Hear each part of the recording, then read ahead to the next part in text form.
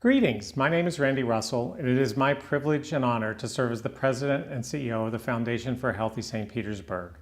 Our mission is to improve the health and well-being of our community through initiatives that create sustainable, effective improvements to quality of life. It's a difficult and broad mission to think about and to measure. In order for us to even grasp how communities as large as our community and as challenged as our community is on some of the health outcomes, how do we move the mighty forces at work to really get improvements to happen? At the Foundation, we've thought about this a long time, and we really have four distinct ways in which we think about community change.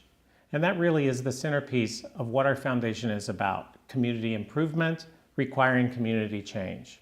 Well, one way you instill and inspire change is through making grants. We're a foundation, that's an obvious outcome. But how do we make those grants, and how do we make them in ways that stimulate maximized outcomes for people who live in our community? Our second approach is the use of convening. One of the most powerful things we could possibly do is bridge the various gaps between the silos of people who are passionate about serving their own populations of interest. And those populations range from people who are homeless, to people who are mentally ill, to folks who are unstably housed, to people who don't have access to health care, to people who struggle with addiction, to our very alarming statistics of the number of people who end their life with overdoses. This is a challenge of our entire population. How do we improve our community health? Convening allows us to connect the often silos of community, government, and the private sector to come together to solve those problems instead of use gunshot approaches towards specific ideas that may or may not have impact. Our third area is the use of communications and advocacy. No system changes without encouragement, sometimes without strong encouragement. That encouragement can come through communications, or it can come through galvanizing a group of people who want to see change, empowering them to ask for that change.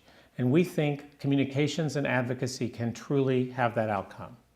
Our final area is in policy and research. Sometimes just by changing a local policy at the city level, at the county level, and sometimes even at a more minor level of a smaller municipality, that can impact an improvement in population health that others may not have imagined. Take the concept of seat belts years ago. We didn't used to have to wear them by law. And now we do, and guess what? Traffic deaths are down. That's a simple one. The problems we're left with are much more complicated. And those policies that drive how our community health is manifesting, those policies sometimes need examination, and sometimes we need policies where none exist.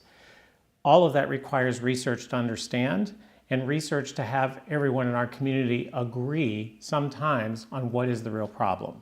Please consider these four approaches and the ways in which you can engage with the Foundation. We are very interested in hearing your thoughts and ideas, and you can find out how to contact us through this website and simply sending us an email from the website, and we will respond to all your ideas.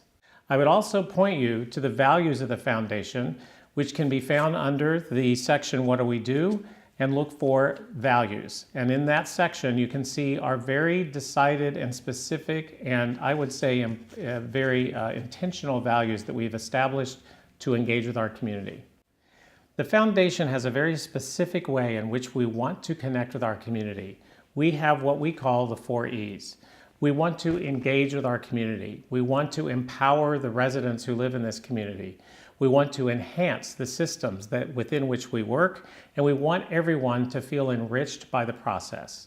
Those 4 E's govern us very, very strongly, and we look to them every time when we have a decision to make. I want to thank you for watching this video. Thank you for the support of the Foundation, and please join us in any way you are interested in doing so to help us improve the population health of our community. Thank you so much.